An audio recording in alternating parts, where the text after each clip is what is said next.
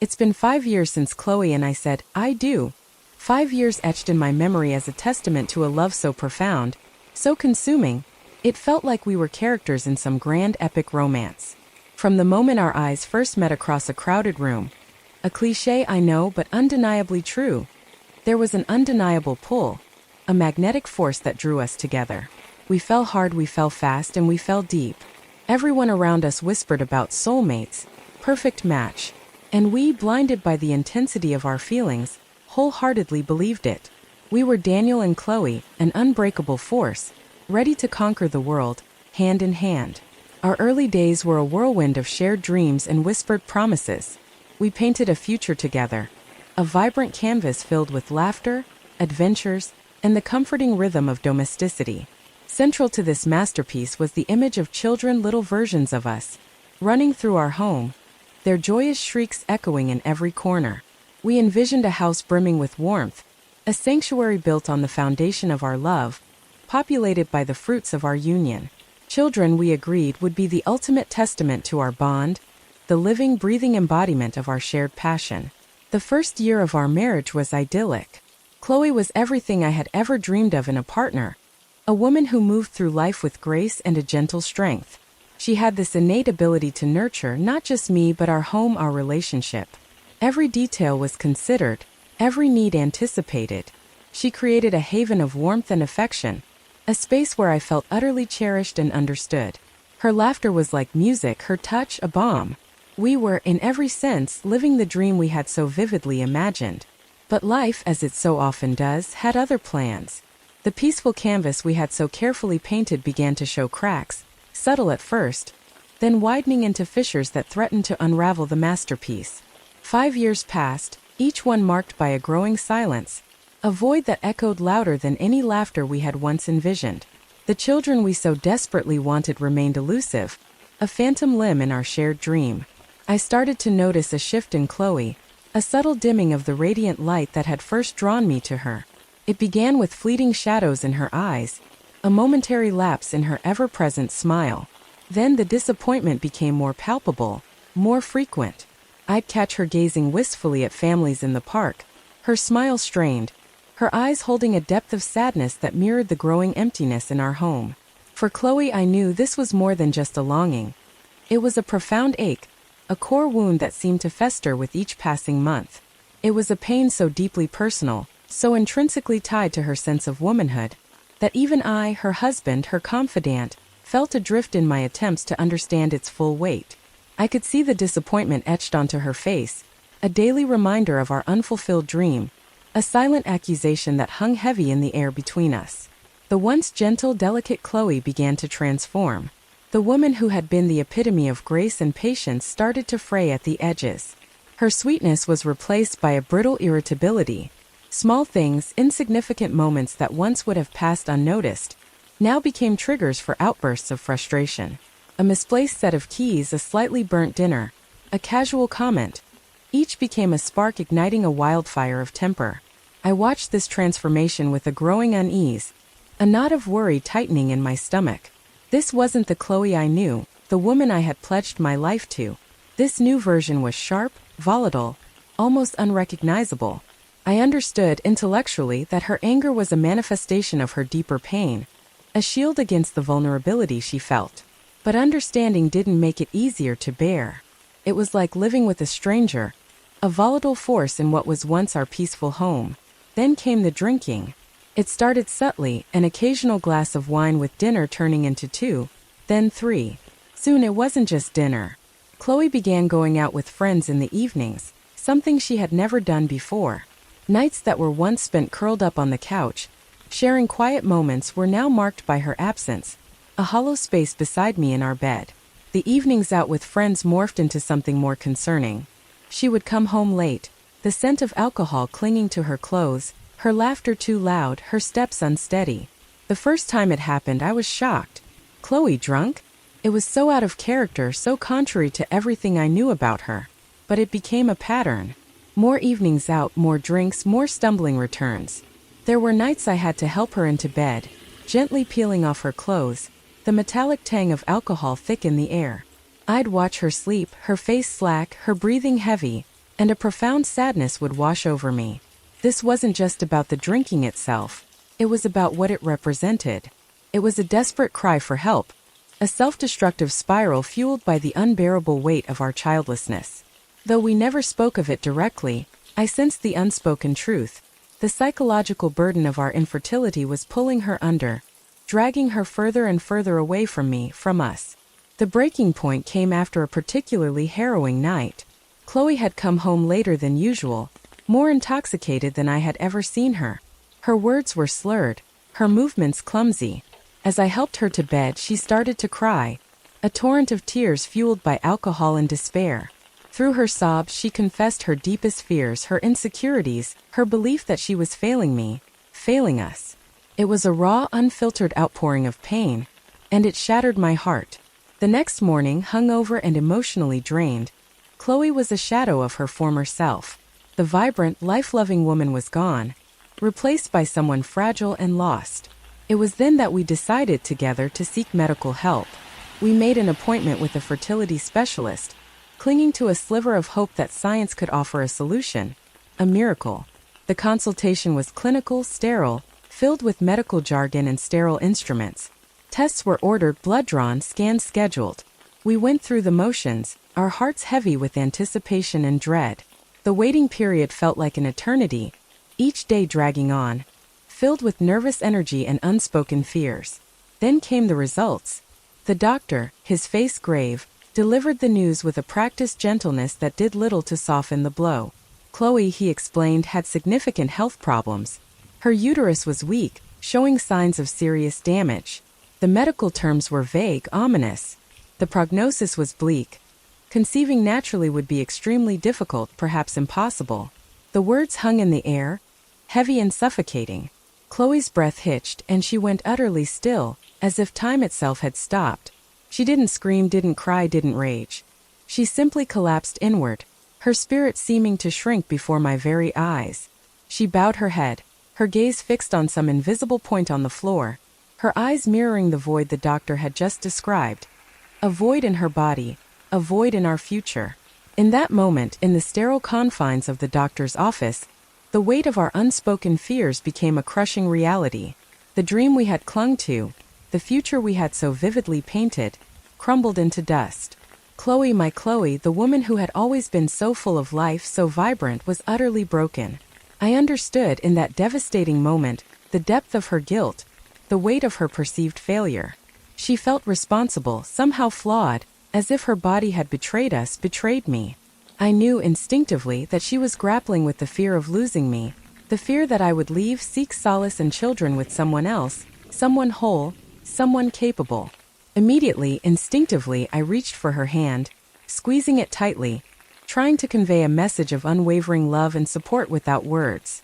I told her again and again that children were not the only thing that defined us, that my love for her was unconditional, independent of our ability to procreate. I poured out reassurances, promises, affirmations of my unwavering commitment. But I saw the doubt flickering in her eyes, the deep-seated disbelief that no amount of words could fully dispel.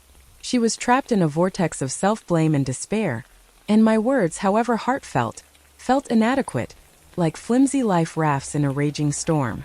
I knew with a sinking heart that Chloe would have a long, arduous journey ahead, a lonely battle against her own demons. Night after night, I watched her suffer. She'd come home from work, her face etched with exhaustion and sadness.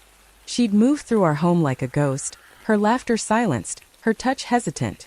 Late at night, after another evening of drinking with friends, she'd collapse into bed, her sleep restless, punctuated by sighs and whimpers.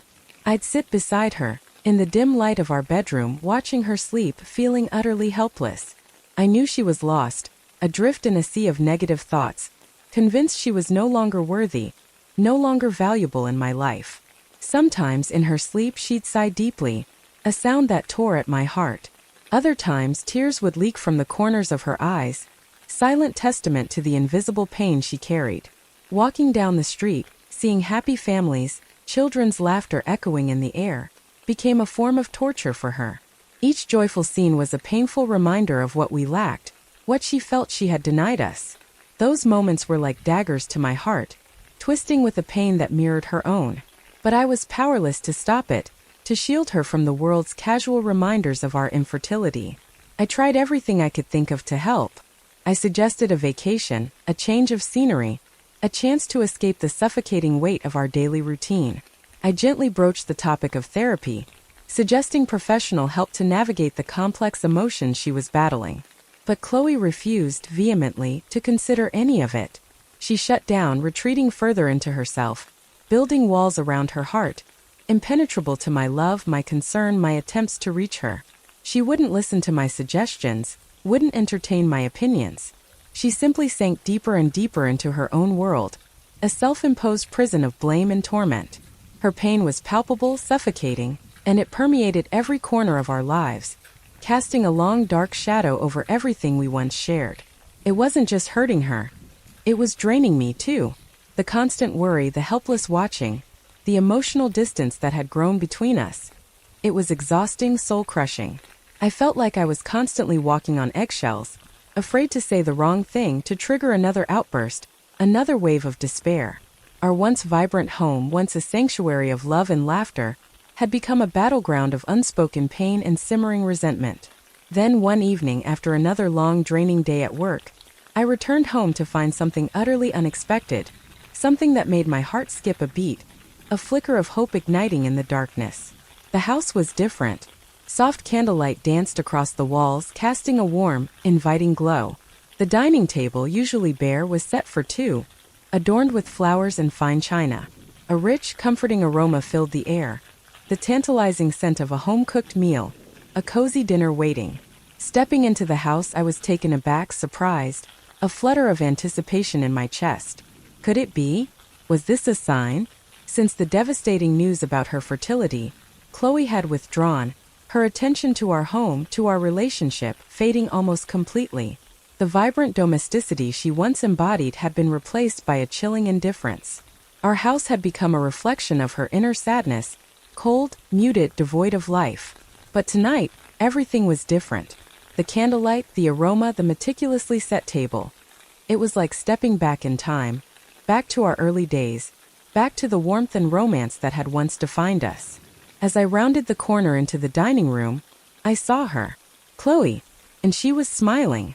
Not the strained, brittle smile of recent months, but a genuine, soft, almost hesitant smile that reached her eyes, lighting them up with a familiar spark. "Welcome home," she said, her voice gentle, a melody I hadn't heard in what felt like forever. She gestured to the table, inviting me to sit. I sensed something different in her, a shift, a subtle but profound change in her demeanor. There was a gentleness, yes, but also a quiet strength, a resolve in her eyes, as if she had reached some kind of decision, a turning point in her long, silent struggle. We sat across from each other, bathed in the soft glow of the candlelight, enjoying a dinner that tasted like hope and forgiveness. It was a warm, romantic atmosphere, a nostalgic echo of the intimacy we had lost, a fragile bridge back to the love we once shared. And then Chloe began to speak. Her words were soft, measured, filled with a vulnerability that resonated deep within me. She spoke of our early days, of the whirlwind romance, of the sweet memories we had forged together, memories that had become precious anchors in the storm of our present difficulties. She recounted the day we first met, the awkward first date, the moment we knew irrevocably that we were meant to be. She spoke of the deep, abiding love that had always bound us, a love that had weathered countless storms, or so we thought. She spoke of our shared dreams, the vibrant future we had envisioned, the family we had so desperately longed for. And then she spoke of faith, the unwavering belief she had always placed in our relationship, a belief that had been shaken, tested, but not entirely broken.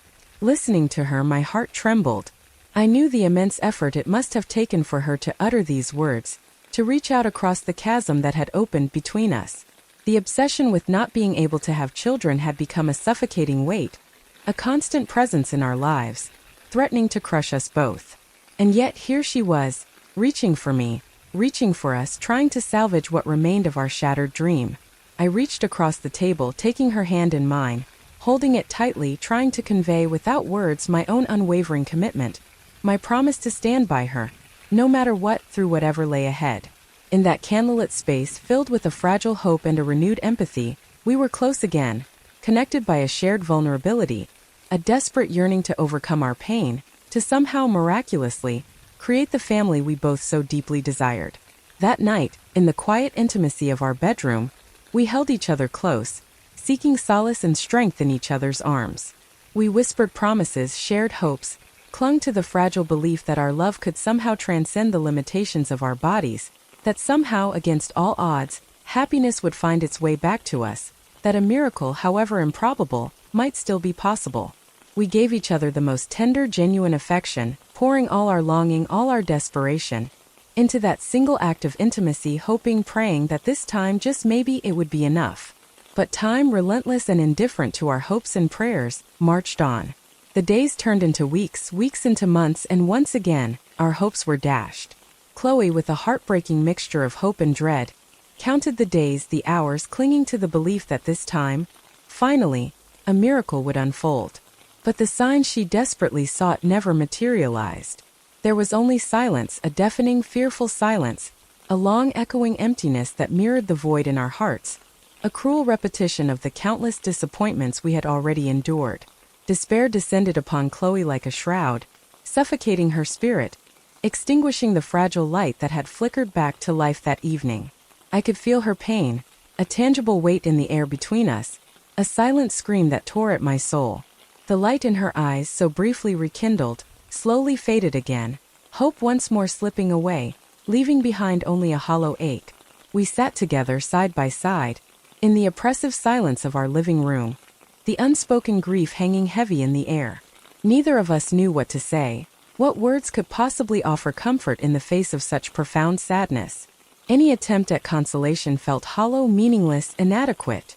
I could only hold her close, my arms wrapped tightly around her, hoping futilely that the physical embrace could somehow ease the unbearable pain in her heart, in both our hearts. We had tried our best, fought valiantly for this love, for this dream. But sometimes I realized with a crushing sense of finality, some dreams are simply too far out of reach, some battles are unwinnable. That night I just sat quietly beside her, letting her lean on my shoulder, silent until the end. The only sound in the darkness, the muffled rhythm of Chloe's sobs, a heartbreaking symphony of grief and resignation. Then one evening, as we sat together in the living room, the familiar silence stretching between us, Chloe broke the quiet with a suggestion, a proposition so unexpected, so utterly out of left field, that it took my breath away. Her eyes were hesitant, filled with a mixture of fear and vulnerability, but her face, despite the tremor in her voice, held a surprising firmness, a steely determination. She turned to me, her gaze locking with mine, took a deep, shuddering breath and spoke, her voice barely above a whisper, yet each word landing with the force of a physical blow. "Daniel," she began, her voice trembling slightly, "I've been thinking for a long time now, maybe we should find another way to have a child." I frowned, my brow furrowing in confusion, struggling to decipher the cryptic nature of her words. Another way? What did she mean? What are you implying, Chloe? I asked, my voice laced with apprehension. She paused, drawing another deep breath, her voice softening, yet retaining that undercurrent of unwavering resolve. I found a few people, she said, her gaze dropping momentarily, then rising again, meeting mine with unwavering intensity. They are willing to help us. If you agree, you would do that with them to have a child. The words hung in the air, suspended in the candlelight, heavy, incomprehensible. My mind struggled to process what I had just heard. Have sex with other women? While we were married? The sheer audacity of the suggestion, the utter impossibility of it, sent a jolt of disbelief, then a wave of icy pain crashing through me. Disappointment, raw and visceral, surged through me, followed by a sharp, agonizing pain, a physical clenching in my chest. My heart recoiled from the very notion, from the sheer, unimaginable request. "No, Chloe," I said, my voice firm, unwavering, the word tearing from my throat like a primal scream. "No, Chloe, I can't do this." My eyes locked onto hers, pleading, desperate for her to understand the enormity of what she was asking. Do you even understand what you're suggesting? This could destroy everything, Chloe. Everything we have.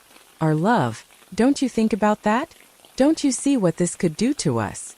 Chloe bit her lip, her lower lip trembling, her eyes welling with tears, but her gaze remained fixed, unwavering, locked onto mine with an almost desperate intensity. "Daniel," she whispered, her voice thick with emotion. I know this is hard, but I don't have a choice. Don't you understand? I have to endure this pain every single day. I've tried everything, but my body, it can't. Every time I think about us, never having children, my heart, it feels like it's going to suffocate. I can't take it anymore, Daniel. This is the only way, baby. The only way." I looked at Chloe, really looked at her, seeing past the tears, past the desperation, seeing the raw, unadulterated pain etched onto her face, a pain that no amount of comfort, no amount of encouragement had ever been able to touch, to soothe. She had suffered so much, endured so much in silence, and I understood finally, fully, that this wasn't just about her longing for a child. It was about something far deeper, far more primal. It was about her fear of losing me, the fear of losing the home we had painstakingly built together, the fear that she was somehow inadequate, incomplete, unworthy of my love. Silence stretched between us, heavy, suffocating, broken only by the soft flicker of the candlelight and the ragged rhythm of our breathing.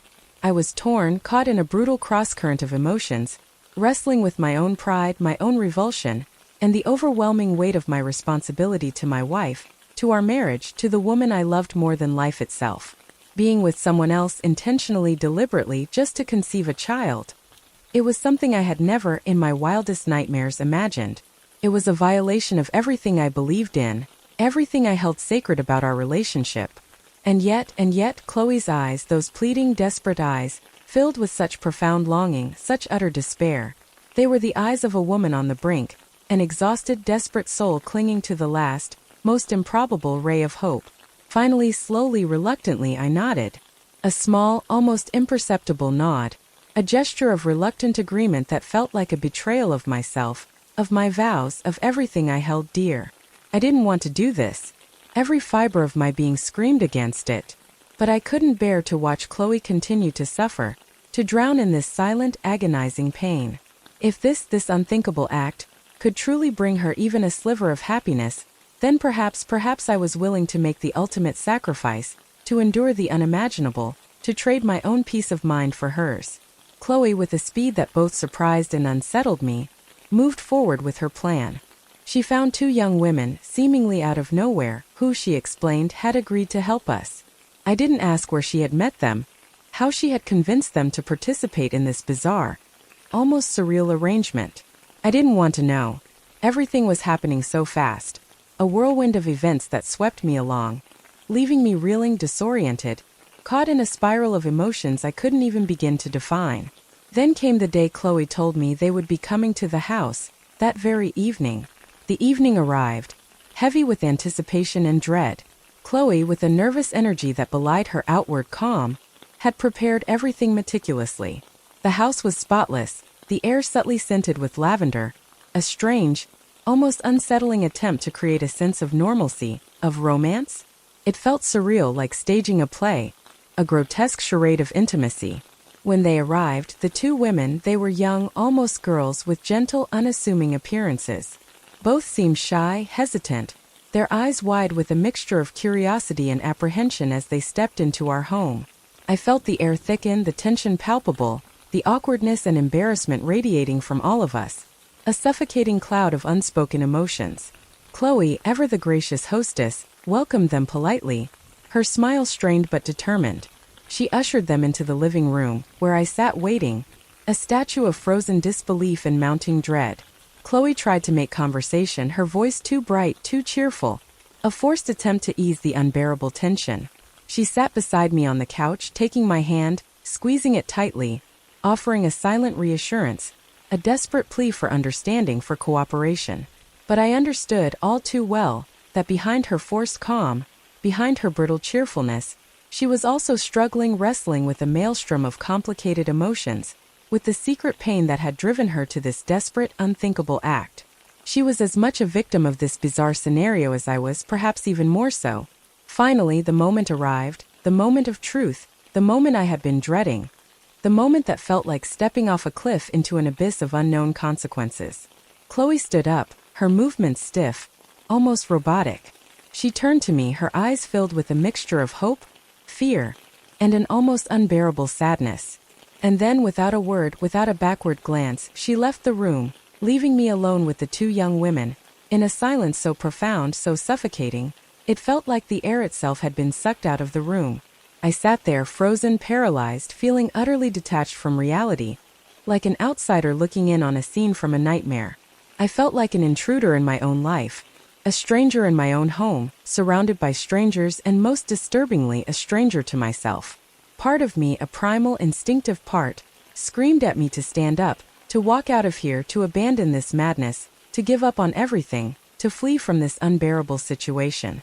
But another part of me, a deeper, more responsible part, held me back, rooted to the spot by the memory of Chloe's desperate gaze, by the weight of her unspoken plea, by the unwavering, albeit twisted, love that had driven us to this unimaginable point. I remained seated, a prisoner of my own conflicting emotions, trapped in a surreal tableau of desperation and sacrifice, waiting for the unthinkable to unfold. Then one morning, weeks later, an ordinary morning that would forever be etched in my memory, Chloe received a phone call. It was from one of the girls. The conversation was brief, hushed, filled with unspoken tension. When Chloe hung up, she turned to me, her face a canvas of raw emotion, her eyes shimmering with unshed tears. She's showing signs of pregnancy, Daniel," she whispered, her voice trembling, barely audible. The words hung in the air, suspended between us, charged with an almost unbearable weight of hope and disbelief. Pregnancy. After all the years of longing, all the months of despair, all the unimaginable sacrifices, pregnancy. My heart fluttered, a strange, unfamiliar sensation, a mixture of shock, disbelief, and a nascent, hesitant joy. Part of me couldn't believe what I had just heard, couldn't grasp the reality of it.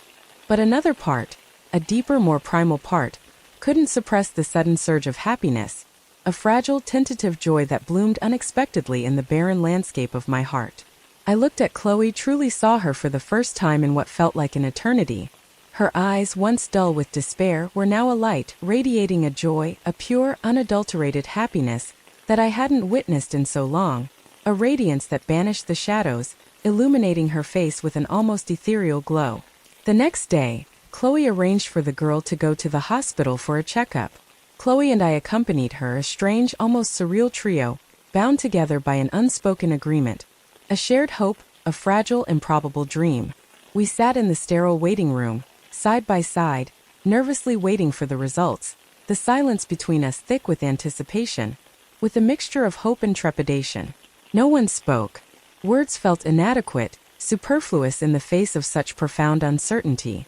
We simply sat, our eyes glued to the closed door of the examination room, each ticking second of the waiting room clock stretching into an eternity.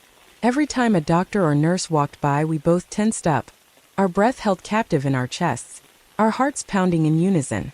Time seemed to stretch, to distort, to lose all meaning. And then finally the door opened. The doctor emerged, his face breaking into a warm, reassuring smile. He looked at us, his gaze encompassing all three of us, and announced, his voice calm, professional, yet laced with a hint of genuine warmth. "Congratulations. The girl is indeed pregnant." In that instant, in the sterile, impersonal waiting room, something shifted, something broke open. I saw Chloe burst into tears, a torrent of tears streaming down her cheeks, unchecked, unashamed. She couldn't control her emotions, didn't even try. She grabbed my hand, squeezing it tightly, her body shaking with sobs, sobs of relief, sobs of joy, sobs of a happiness she had waited for, longed for so very, very long. As time passed, a strange, almost tender dynamic developed between Chloe and the young woman carrying our child. Chloe, with a maternal instinct that had been dormant for so long, blossomed into a nurturing, protective figure. She took care of the girl wholeheartedly, like a sister loving her younger sibling. She bought nutritious food, researched prenatal vitamins, devoured books on pregnancy and childbirth, becoming a walking encyclopedia of maternal knowledge. She was always by her side, attending doctor's appointments, offering comfort and support, ensuring the girl, and the baby within her, received the best possible care. They quickly became close, a bond forged in the crucible of shared vulnerability and a common, albeit unconventional, goal. Chloe, in particular, seemed to thrive in this new role, her earlier irritability and despair replaced by a quiet, focused energy, a sense of purpose she had been desperately missing. She talked to the baby, sang lullabies, her hand resting protectively on the girl's growing belly, her face radiant with an almost otherworldly joy. As the months passed, the girl's belly grew bigger and bigger, a visible testament to the miracle unfolding within her. The day of the baby's birth drew nearer, casting a long shadow of anticipation and excitement over our lives. Chloe and I, together, prepared everything for the baby's arrival. We decorated a small room, painting the walls in a gentle, soothing blue. We assembled a lovely crib, choosing soft, organic bedding. Chloe personally picked out tiny clothes, each item chosen with meticulous care and overflowing love. She would often sit by the crib in the quiet stillness of the nursery, gently caressing the tiny clothes, a soft smile playing on her lips, her eyes shining with a deep, almost serene satisfaction. Happiness, real, tangible happiness, seemed to have finally returned to our home. A fragile, nascent joy that promised to bloom into something beautiful, something transformative. Then that special day arrived, a day that would forever be etched in the annals of our unconventional love story. One spring morning, crisp and bright with the promise of new beginnings, Chloe received another phone call from the girl. This time, her voice was strained, breathless, tinged with a mixture of pain and excitement. Labor had begun. The baby was coming. We rushed to the hospital, a whirlwind of frantic energy and overwhelming emotion. Excitement and anxiety warred within me, a chaotic mix of anticipation and trepidation. On the way to the hospital, Chloe held my hand tightly, her grip almost painful. I could feel her hand trembling, mirroring the tremor in my own heart, a shared symphony of anticipation and anxiety. In the sterile, impersonal hospital waiting room, we sat in silence, our eyes glued to the closed door of the delivery room, a silent vigil of hope and fear. Every time a doctor or nurse walked by, we both tensed up, our bodies rigid, our breath held captive in our chests, counting down the seconds, the minutes that stretched on with agonizing slowness. Time seemed to warp, to expand, to lose all semblance of normalcy. And then finally, after what felt like an eternity, a sound pierced the silence, a sound that resonated deep within our souls, a sound that changed everything. A cry. A small, fragile, but undeniably vital cry of birth. I saw Chloe's face crumple, her carefully constructed composure shattering into a million pieces. Tears of pure, unadulterated joy, streamed down her face, unchecked, unbidden. We both stood up, as if propelled by an invisible force, our bodies trembling, our hearts overflowing with a mixture of relief and elation. The door opened. The doctor emerged, his face beaming, his eyes crinkling at the corners. He smiled at us, a warm, genuine smile that conveyed more than words ever could. "It's a healthy baby boy," he announced, his voice filled with professional satisfaction and a hint of shared joy. "You have a son." Chloe didn't wait another moment. She ran, almost flew into the room, her footsteps echoing in the sterile hallway. I followed, my heart pounding in my chest, my legs feeling strangely numb. In the delivery room, the girl lay exhausted but radiant, propped up on pillows, holding a tiny, swaddled bundle in her arms. She looked up as Chloe approached, her eyes filled with a quiet understanding, a shared sense of accomplishment. With a gentle smile, she handed the baby to Chloe. And in that moment, time seemed to stop. Chloe's eyes lit up, an unprecedented happiness flooding her face. A joy so profound, so radiant, it was almost blinding. She held the baby in her arms as if cherishing the most precious, most fragile treasure in the world, a moment she had waited for, yearned for her entire life. The little boy was petite, perfect, with a chubby, adorable face, his tiny features delicate and new. His clear, innocent eyes, wide with wonder, gazed at the world around him, taking in the sights, the sounds, the overwhelming newness of existence. Chloe gently cradled him in her arms, her eyes overflowing with affection, with a love so pure, so unconditional, it was breathtaking to witness. She gently stroked his soft cheek, whispering in a sweet melodic voice, "Hello, my dear. Mom and Dad have been waiting for you for so long." I stood beside her, silently watching Chloe holding our son, our baby, in her arms, my heart overflowing with indescribable emotions. This child, this tiny, perfect being, was the dream we had longed for, the miracle we had prayed for, the living, breathing testament to the unimaginable efforts and sacrifices we had made together, the culmination of our twisted, unconventional journey to parenthood. From that moment on, I knew irrevocably that our lives would be forever changed. Chloe, transformed, gave the baby all her love, all her care, from the very first day. She nurtured him with a fierce, unwavering devotion, a love so profound, so all-consuming, it was as if she was making up for all the difficult, barren days that had passed, pouring every ounce of her being into this tiny, precious life. The baby, our son, had become the hope, the joy, the new vitality of our small home, a beacon of light in what had once been a landscape of despair. And every day when I saw Chloe's happy eyes, her radiant smile as she held our baby in her arms, I felt a surge of gratitude, a profound appreciation for her resilience, her unwavering love, her incredible strength. The child had brought a new dimension to our relationship, a depth of connection we had never known before. With the arrival of our son, the conflicts, the contradictions, the simmering resentments that had threatened to consume us seemed to gradually dissipate, fading into the background, replaced by the soft coos of our baby, the gentle rhythm of his breathing, the quiet hum of domesticity. The child we had longed for, fought for, sacrificed for, had finally come to us, bringing with him a new wave of hope, a renewed sense of purpose, a happiness that had seemed worn away by years of hardship. For Chloe, the child was more than just a baby. He was a salvation, a consolation for the deep, agonizing pain she had endured. She devoted all her love, all her time, all her energy to him, cherishing every moment, every milestone with a sincere, almost reverent love. I watched her, marveling at her transformation, seeing her not just as my wife, but as a mother, a gentle, sacrificial, loving mother, completely and utterly devoted to her child.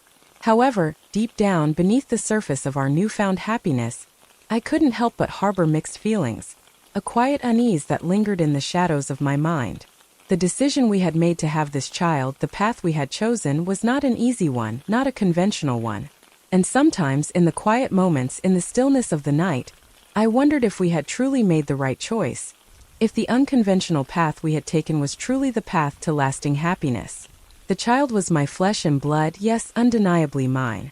But the way he had come to us, the circumstances surrounding his conception, left me with a lingering unease, a burden of thought, a complex web of emotions that I knew would likely follow me, and us, for the rest of our lives. As for the girl who had given birth to our son, after fulfilling her part of our unconventional agreement, she gradually, gracefully, moved away from our lives. Chloe, with her characteristic thoroughness and generosity, had arranged everything for her future, ensuring she would have a stable foundation to build upon, a fresh start. The girl left quietly, without fanfare, without drama, leaving behind nothing but a healthy, happy child, a child who was now the center of our world.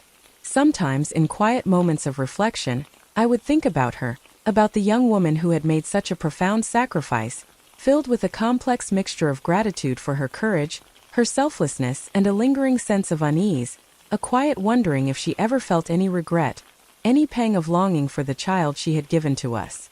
Through all that we had been through the years of longing, the months of despair, the unimaginable sacrifices, the unconventional choices, I had come to realize a profound truth about love. Love, I understood, is sometimes not simple, not easy, not always the fairy tale we imagine. In the most difficult moments, in the face of unimaginable challenges, we are forced to confront choices, to make trade-offs that no one could have ever anticipated. Life, as we had learned, rarely unfolds as expected, and to achieve happiness, to build a family, to fulfill our deepest desires, sometimes one has to navigate challenging, uncharted paths that test the very limits of our love, our commitment, and our understanding of what it truly means to be a family. Our child, our son, had undeniably brought joy, meaning, and a renewed sense of purpose to our lives. But the journey to get here, the unconventional path we had taken, was also a trade-off, a complex, emotionally charged experience that we would both carry with us, remember forever. Most importantly, I had understood, finally, irrevocably, that true love is not just about sweet moments, whispered promises, and idyllic dreams. True love, real love, is the ability to stand by each other, to endure, to overcome, to sacrifice, to forgive, and to navigate the countless challenges life throws at us, even at the cost of some of our pride, some of our peace, some of our preconceived notions of what life and love and family should be. I had learned to understand Chloe better, to see beyond her anger, her despair, her seemingly irrational choices, to recognize the depth of her pain, the unwavering strength of her love, the sheer force of her maternal instinct. And I had learned to accept that we are not always perfect, that our choices are not always completely right, completely conventional, completely easy. But the only thing I knew for sure, the only truth that resonated deep within my soul, was that we had always tried our best for each other, for us, for the fragile, precious love that bound us together. Our life continues now, filled with the joy and laughter of our child, our son, a constant source of wonder and delight. Our child, although the journey to have him was anything but easy, although the heavy burden of childlessness has finally been lifted, bringing with it a lightness, a freedom we had almost forgotten existed. I know with a quiet certainty that this experience, this unconventional path to parenthood, will always be a defining mark in our lives, a chapter etched indelibly in our shared story. Will we be happy forever? Will we face other challenges, other unexpected storms in the years to come? I am not sure. Life, as we have learned, is unpredictable, often messy, and rarely straightforward. But what I do know with unwavering conviction is that we have come a long way, Chloe and I, through darkness and despair, through sacrifice and unconventional choices. And now our family, our unconventional, yet undeniably beautiful family, has a new beginning, a fresh start, a new baby, a new hope blossoming in our home, a testament to the enduring power of love, even in the face of unimaginable adversity. This child, our son, will grow up without ever knowing the sacrifices, the challenges, the unconventional choices we made to bring him into this world.